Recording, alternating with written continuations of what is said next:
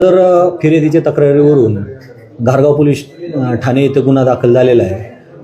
323, 324, 504, 506, 354 आणि 427 जुनं जे सेक्शन होतं त्या जुन्या सेक्शनप्रमाणे गुन्हा दाखल झालेला आहे. तो गुन्ह्यातील आम्ही 5 संशयित लोकांना ताब्यात घेतलेला आहे आणि बऱ्यापैकी आम्ही फिर्यादींना समजावून सांगण्यात यश आलेलं आहे. यापुढेही मी आपल्या माध्यमातून असं नागरिकांना आवाहन करतो की अशा प्रकारच्या जर कुठं घटना घडत असतील तर आपण निश्चित बघ्याची भूमिका घेऊ नये.